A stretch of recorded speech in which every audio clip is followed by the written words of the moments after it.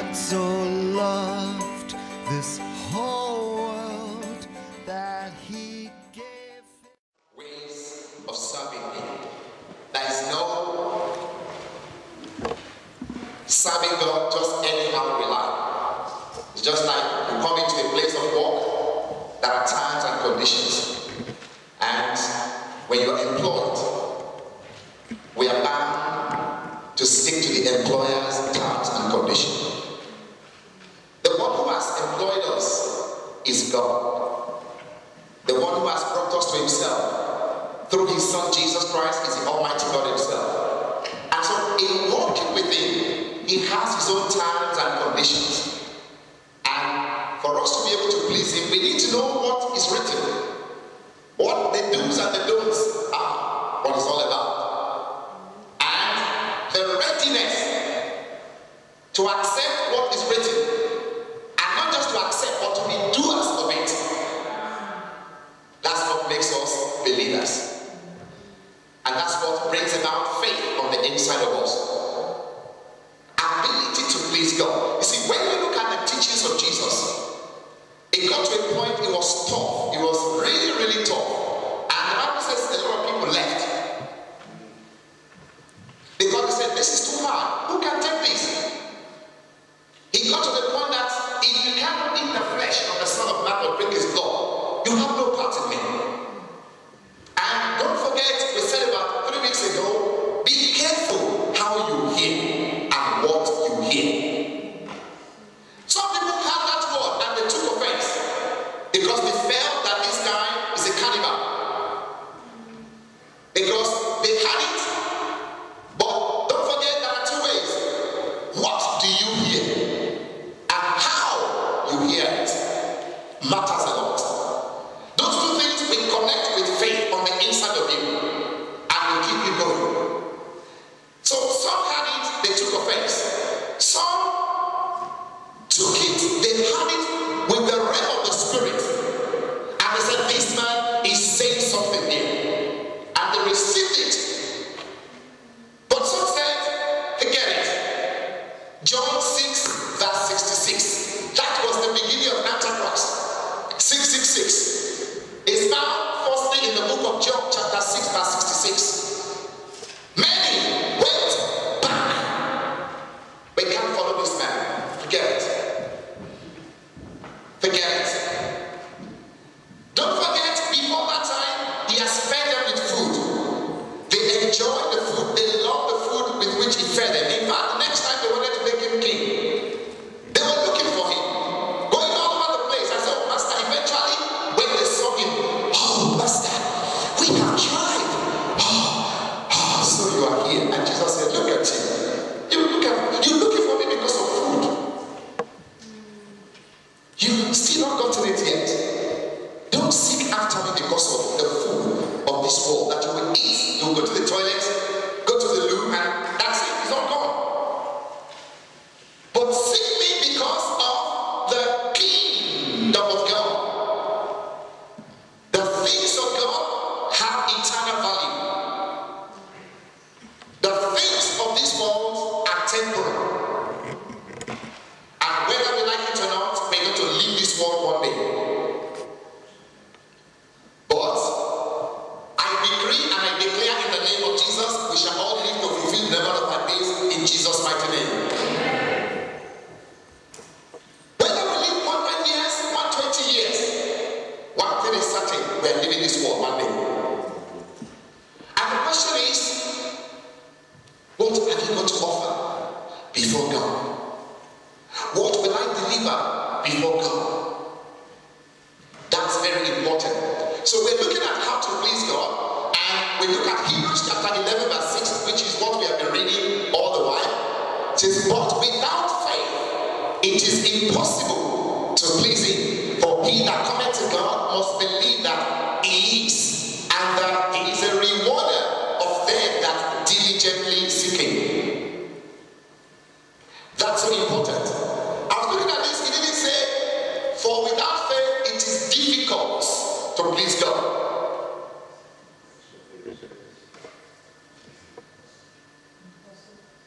There are some things we try, oh, this is really hard.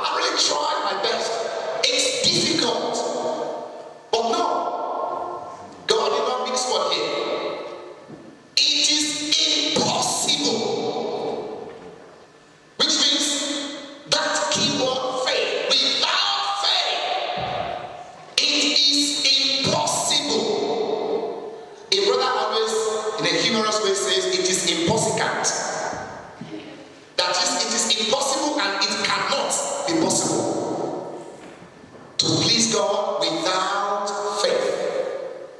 That's very important. So which means if we are going to please God, we need to know everything about faith. Strictly adhere to it. Know what faith is all about. The faith that is able to stand the test of time. Last week we talked about the overcoming faith as being the faith that sees the impossible, sees the unseen.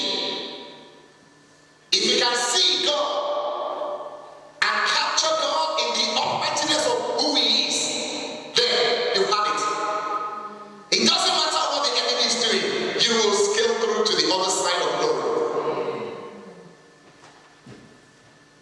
So, without faith, it is impossible to please Him. For he that cometh to God must believe that He is, and that He is a rewarder of them that diligently seek Him. So, we can please God in 4 ways, but I'm not going to that now. Maybe as I go, I'll come back to those. You see, but without faith, it is impossible to please Him. Please let us know that there is no other way to please God. It's got to be by faith. It's got to be by faith. Each step by faith. Each movement by faith. Your thoughts by faith. Before I came up to preach, I told God, I said, Lord, I have faith that as I come to bless your people, somebody here is going to be mightily blessed. Somebody's life will not remain the same again. The church of God is going to be filled with the fullness of Jehovah God. And when God fills a place, you don't struggle. Amen. That's what we are trying to do now. Let God fill His temple. When God fills, have you noticed in the Bible, when God fills a place, the crowd always look for where Jesus is. If Jesus is truly there, the crowd will come. They will find Him. So enough of firstly looking for the crowd. Let's look for Jesus. When we find Jesus and connect with Jesus, He knows what to do. And it's also like saying, seek ye first the kingdom of God and His righteousness. And this is cutting across every aspect of our lives. In your business, make it mandatory, especially as we enter into this new month of July, the month of perfection. Tell yourself, Lord, I want to walk with you, Lord, and be perfect. Let your desire be number one, that I want to seek after God. Blessings, He will bless you. It doesn't matter what we are believing God for. I'm preaching not just to this pew, I'm preaching to a crowd. I know there is no demon that can stop it. But the most important thing now is, let those of us who are here, including myself, let the desires of our heart be, Lord, I want to see you in my life. The Bible says not many people have faith. Because there are different types of faith. Some have faith. Like the one class is the class of those when Jesus fed them. They made every attempt. The second day, they were running.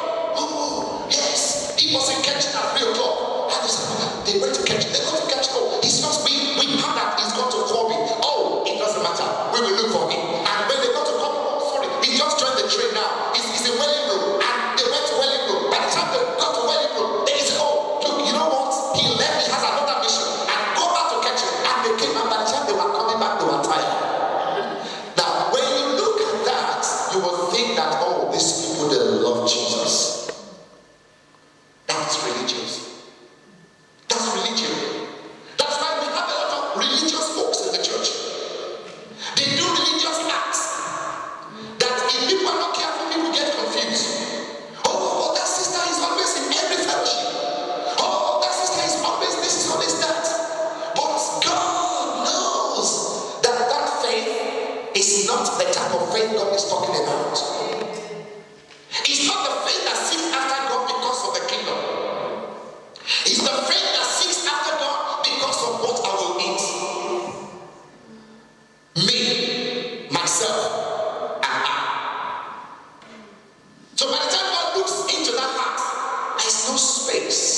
there's no room for Jesus.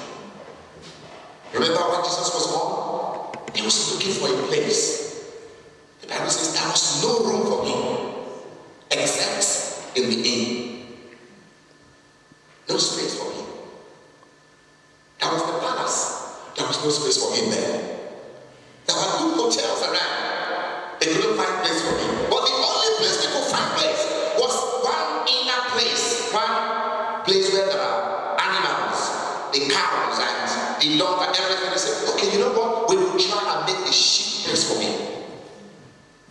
And most of the time, this is already the situation. But thank God, God still has those who love him. And I know you are one of those people that love him. I know I am one of those that love him. Amen. So, the first thing is, without faith, let us know it's a simple fact. There's no analogy, there's no theology that we can't debate it. Without faith, it is impossible to please God. That's it. Then number two, he that cometh to God must believe. He didn't say he that cometh to God can believe. If you like, you can believe if you come to God. If you like, you may believe. He that cometh to God must believe. Now, that's a soldierly word. You only find the word must in the army. Because we live in a free world. People are very careful of what they say. Oh, brother, or if you like, you can be there. I'm not trying to, I'm not trying to come into your, no. So people are careful to make sure that they don't put themselves over another people's whatever. But in the army, it's not so. The army, their language is commanding. If somebody's going to go to Afghanistan war, if somebody's going tomorrow, he might not know by today. He might be working with other guys, and any that money he stole, and he's a married man, he's got 2 children, and that money he stole, by 7 o'clock, you must be at the barrack. Get ready, you are going to join forces there. Yes, sir. There is no mess around. So that one must is an army word, is a soldierly word. Don't forget, we are soldiers in the army of God. So in other words, we must get used to the way God talks. A lot of people find it offensive because of the things that go on in our society. People want to be pampered. People want to be told, oh God, you see, God, it doesn't matter even if you can't come. You know, maybe if you stay in your bed, maybe God will understand. Even if you don't pray, maybe God will understand. If you just say, oh, just white lies, it's okay. God knows we are sinners. And we say so many things that are not of faith. And we're trying to cover up so many things. But here, he says, he that cometh to God must believe. You must believe. It's a must. If you are going to please God, you must believe. There's no way to analyze it. You just have to. You must have to. It's a must. I want to walk with God, I must have faith. I must believe. It's a must. There are some food in my household that my children don't like. And sometimes we just get angry and say, look, we've done all we can to make it. It takes a long time to prepare this food. And I say to my wife, put your feet on the ground. It's a must. And then you see the children, okay, and they are forcing themselves to eat it, even though they don't like it. But we know that it will do them good. Fish is very good. But my children don't like fish at all. They avoid it like plague. But there are some days we put our feet on the ground and say, no, you know what? You must. Which means there is no negotiation. It's got to be eaten. And we can stay there for 1 hour. We're looking at ourselves, bit by bit, and drinking water, sips of water. But at the end of the day, they eat it because it's a must.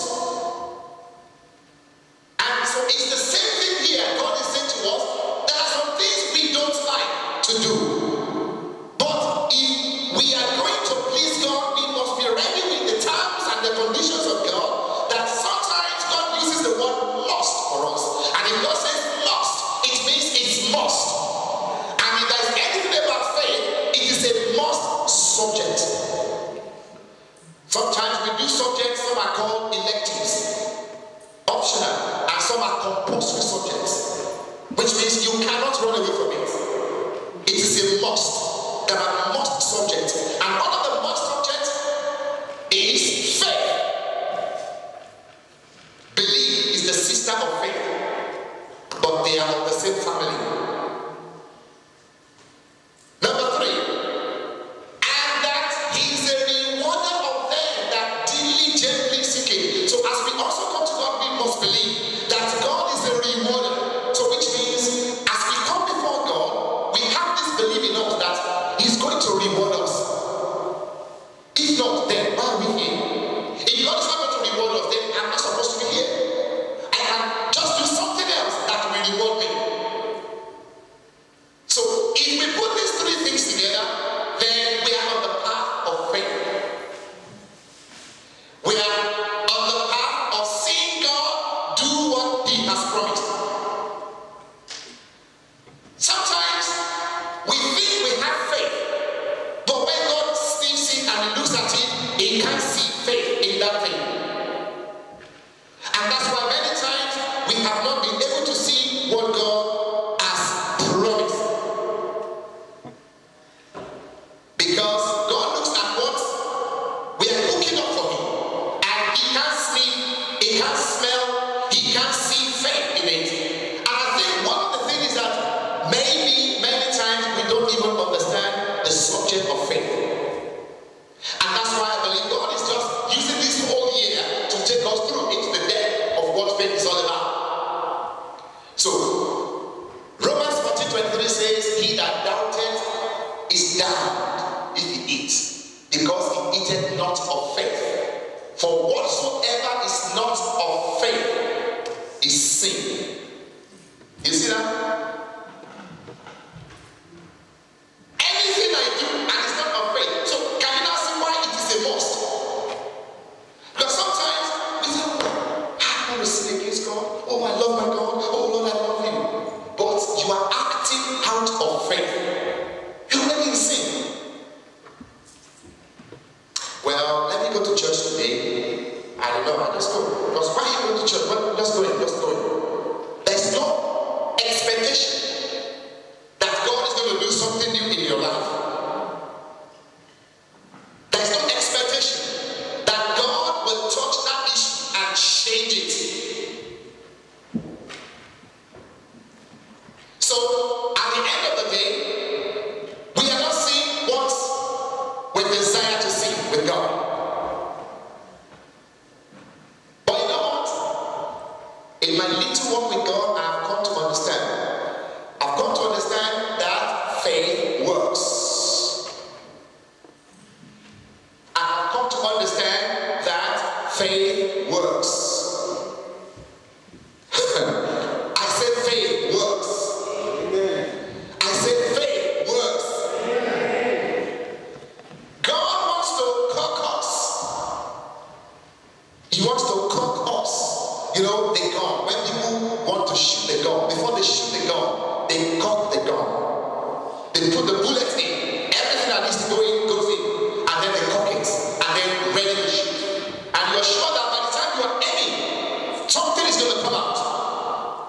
So God wants to cook us. He wants to put every bullet. That by the time we open our mouth to say we want to express faith, something is coming out. Because faith is a substance. It's a substance. It's real. It's solid. It's valid. It's able to change and turn things around. But we must be able to lay hold on what it is and not just pursue the shadow and call it faith. Many times we pursue the shadow and we call it faith. And that's why, because you can't touch faith and things remain the same again. It's not possible. And so this is a challenge for me and for every one of us to really lay hold on the word of faith. So here God is saying to us, without faith, anything we do out of faith is sin. If I bring my offering or my tithes and it's not in faith, it is a sin. Because as you give, you must expect that God is the rewarder of those who diligently seek Him. We go out on evangelism. We must believe that we will get results. That's what honors God. That's what glorifies God. That's what excites God. That the God we're talking about is able to do as we call upon Him on that particular subject. Then also, another thing to know, for to be carnally minded is death, but to be spiritually minded is life and peace. Because the carnal mind is enmity against God, for it is not subject to the law of God, neither indeed can be. So then, they that are in the flesh cannot please God. Now, I need a Bible student to please help me to connect these two things. Number one, without faith, it is impossible to please God. They that are in the flesh cannot please God. Can somebody connect those two and make a statement out of it? Without faith, it is impossible to please God. They that are in the flesh cannot please God. Can somebody make? Yes, Brother Dale. God bless you. Let's pray hands together to our brother. God bless you. Thank you so much. Amen. Any other statement? Yes, praise. God bless you. Put your hands together to praise. God bless you. You have to be spiritual. God bless you. Any other thing to connect these two statements? Right. What I'm trying to say is this. Without faith, it is impossible to please Him. They that are in the flesh cannot please God. So, in other words, what is the other way of saying having faith or not having faith? You cannot please God and Satan at the same time. God bless you, sir. Put your hands together to our brother. What about another connecting word? Yes, Boniface. Put your hands together to that man.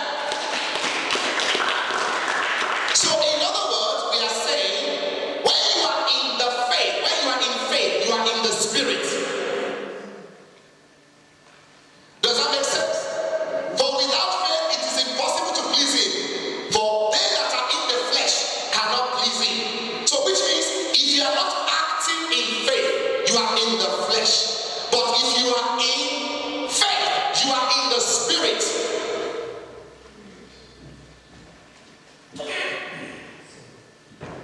A natural man cannot please God. But a man who is spiritual, that is a man that operates in faith, is the man that can please God. So, what is all this all about? Diligence. For they that come to God must believe that God is and that is a rewarder of those who diligently seek Him. Now, what does it mean to be diligent? That is, you are constant in effort to accomplish something, attentive and persistent in doing anything.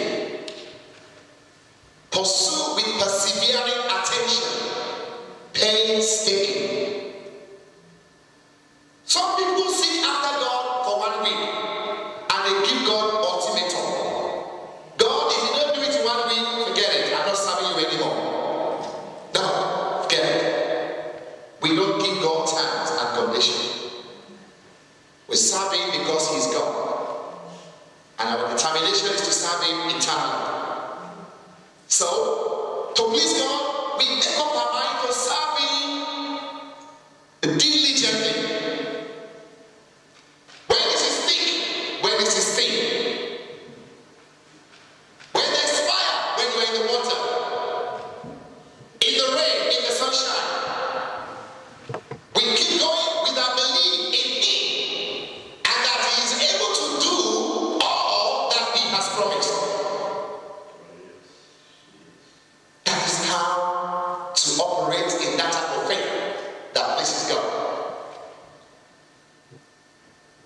Without faith, you are without God, for God is only apprehended by faith. Without faith, you are without hope, because the Bible says faith is the substance of things hoped for. So in other words, when you don't even have faith, you have no hope. Because what brings up your hope is faith. There must be faith. Faith is firstly called for, and that stirs up other things within and around you that will connect with God, that will make things to happen.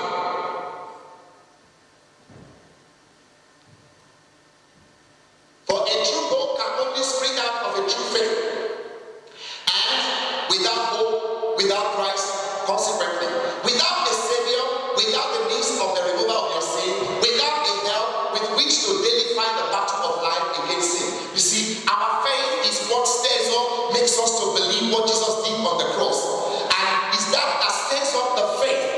I have a hope that the day I sleep in the Lord, I will go to be with the Lord, resting. And the day of resurrection, that my body will be raised up to be with the Lord Jesus forevermore. So, but what brought that hope is faith. If faith was not there, so a lot of people are hopeless. They have not this hope in them because to start with, they never had faith. The type of faith that stirs up hope. Faith in God. Don't forget there are different types of faith. People have faith in themselves. They have faith in their job. They have faith in the security of the nation. But all those are not the faith I'm talking about. They have faith in their academics. That it doesn't matter what, if I go out there with my CV, I will get something to be able to put bread on the table. But all these are shakeable faith because God at the present moment is shaking nations of the world. And what men have put their trust in apart from God, God is shaking it. But there's only one faith that will remain unshakable, and that is the faith that is put in Christ Jesus. That's very important. If you just hold that place. So without faith, we are indeed spiritually naked, poor, miserable, lost and condemned. And without a hope of escape. Philippians chapter 2 verse 13. It says, for it is God which worketh in you, both to will and to do of His good pleasure. When we believe and accept Jesus as Lord, we receive the word of God by faith. And the word of God comes in and imbues faith in us. So there are two ways to express it. At salvation, a process begins. The Spirit of the Lord with which we are born again is deposited on the inside. And that Spirit quickeneth us, turn our lives around. If I was a drug addict, if I was a sinner, if I was a murderer, if I was an adult, if I was whatever I was, if I was a wizard, when I come to faith in Christ, the faith of Jesus, the faith in Christ changes my life on the inside.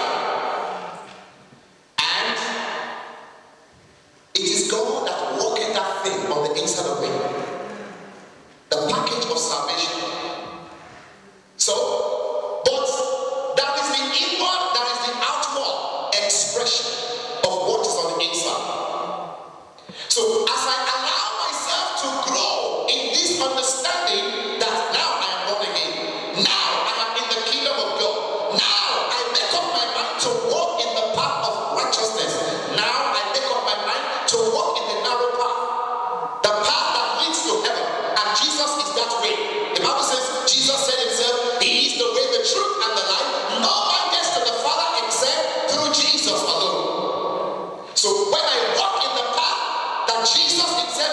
have. Now, as he has already changed my inner man to be a believer, then he expects me to live out, to express what he has done on the inside. Amen. So it is God who worketh in me both to will and to do. To will and to do of his good pleasure. To will and to do of his good pleasure. It is God that worketh in me, in you, both to will and to do of his good pleasure. That is a very powerful statement. It is God that worketh in us, both to will and to do of his good pleasure. When you are born again, when I'm born again, we are heavenly bound. And that's true. Then that seed of faith is on the inside of me. That package of salvation that brought automatically into my life God's righteousness, God's peace, God's joy is all in it. But now, through the doctrine, construction, continuous instruction, reproof, correction of the word of God, my life will not be conforming to the image of Christ. And I'm walking after that faith, that saving faith, that now leads me to walking in the overcoming faith. On a daily basis, to live life of faith, overcoming the challenges of life without compromising with the standard of the world. That is important. That is important. I want us to say this together. Say, it is God who worketh in me. Both to will and to do of his good pleasure. Now, I'm just going to read 1 Peter chapter 2 verse 9 to explain that further. It says, but you are a chosen generation, a royal priesthood, and holy nation, a peculiar people, that ye should show forth the praises of him who has called you out of darkness into his marvelous light. You see, he has worked on the inside of you through which you're born again. Now, he now expects me and you to now go out there and show forth the praises of him who has called us out of darkness and brought us into his marvelous light. If I was an adulterer before I became born again, now at salvation I have received the seed of holiness, the seed of faith that changed my life and turned my life around. Now, people need to see that truly I am who I say I am. And so as I begin to walk, I continue to walk in the path of God's righteousness, and my life is being conformed on a daily basis to the image of Christ. People look at me and say, wow, look at this man. They can see changes, they can relate to it because they know where I'm coming from. They know my past, and now they can see what is happening in the present. And that speaks volume, even if I've not even opened my mouth to tell them about Jesus. But they can see that there's a turnaround in my life. There is a daily building up unto glory, unto holiness, unto righteousness. They can see that Michael, we know you 10 years ago. Michael, we knew you 5 years ago. Michael, we knew you 2 years ago before you started going to this your church. But looking at you now, within the last 2 years that you said you are coming to church, we can see a turnaround. We can see God in your life. We can see that truly you are conforming to what that word teaches. We can see that truly you are not what you used to be before. And that is what brings glory and honor to the name of God. So the faith that pleases God is the faith that connects with what God has done as salvation and is ready to be instructed on a daily basis, to be corrected, to receive instructions, reproof, rebuke, chastisement when it's needed, and receive it with humility. I say, Lord, rebuke me, Lord. The Bible says, which of us does his father not correct, except he's a master? We all have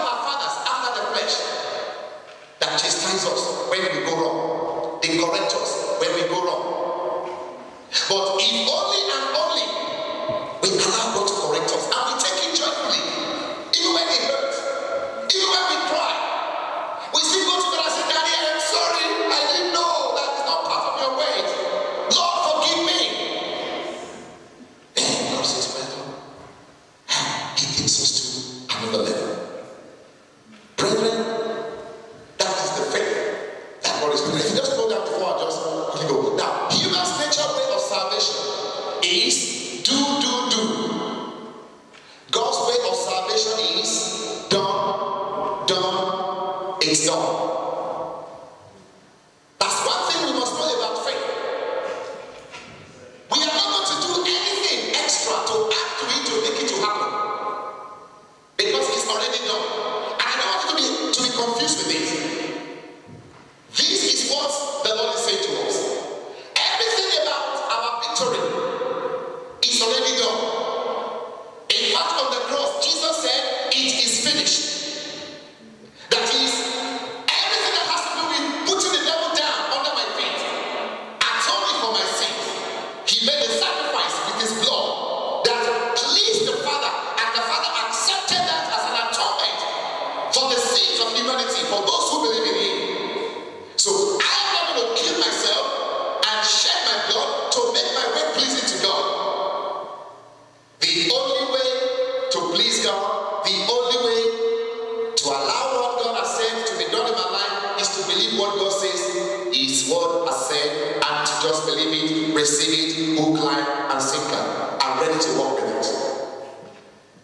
That is the faith that makes this to happen. So if our faith of God is the faith that believes that it is already done. Everything about your healing, my healing, it's done. Somebody say it's done.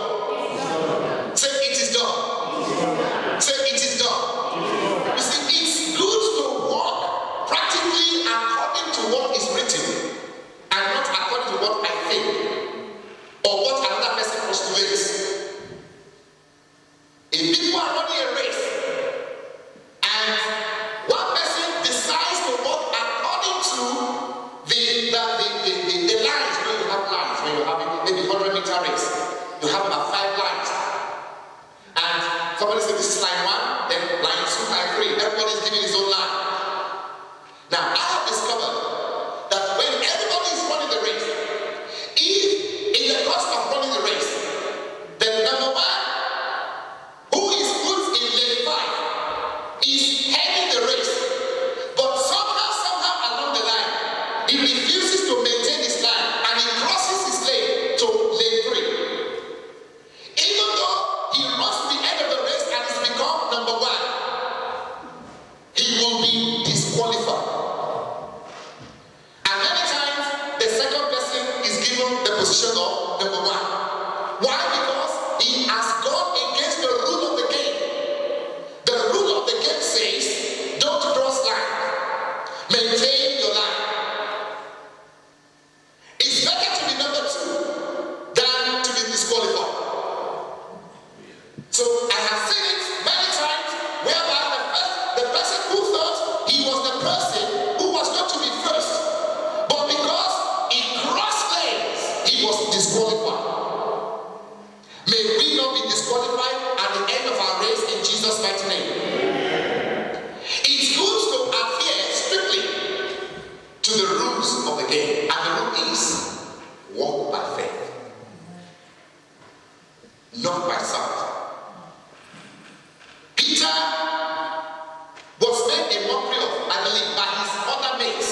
They were sitting down in the boat, but he dared to get up. Others said that he's so comfortable to be able to sit down in the boat and to judge. But it's time to get up out of the boat and say, Lord, if it be you, bid me to come, and be ready to jump on the waters. How many of us this afternoon are ready to jump out of the boat and say, Lord, if it be you, bid me to come?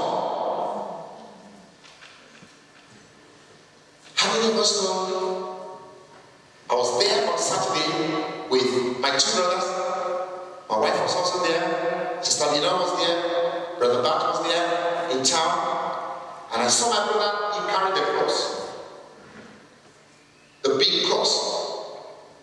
And I saw some youngsters sneering and jeering, and I said, Lord, I thank you that God still has people that are ready to bear the reproach of Christ. That was the message I got that day, and it made volume to me. So when I was back in the office, I quickly grabbed the cross from my mind and said, "You are carrying this, I'm going to carry this."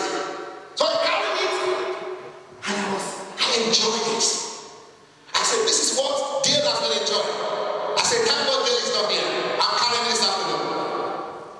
What am I trying to say, brethren? It is time to begin to recognize with Jesus. Jump out of your comfortable zone. A lot of people can judge you, they can judge us. Oh, if I was the one doing it, I would do better than that. But you know what? Only Peter had a remarkable experience of walking on the water. Why? Because he decided not just to talk about it, but he decided, I'm going to have a taste for this. Lord Jesus, bid me to come. And he said, "Look, come then." And he was walking on the water. Even though he sank. Oh yes, we said it. Big mouth. We said it. You see now he's sinking out. But there was no other person that had that encounter of walking on the water. Let us write. Let us write. The faith that pleases God is the faith of how to please God is by faith. By faith. And it's a process that begins on the inside at salvation. And readiness to go with God, brethren, every one of us that are here this afternoon, if truly we are all connected with faith, sunken into faith, I still say it again, catering is too small for us to take for Jesus. But if God looks at your heart this afternoon, what faith do you carry? What is your faith built on? Is your faith built on the pastor? That faith will collapse. Is your faith built on a sister or a mother, an auntie, uncle? That faith will collapse. But if your faith is on the cross of Jesus, if your faith is on Jesus, the resurrection and the life, then you're going to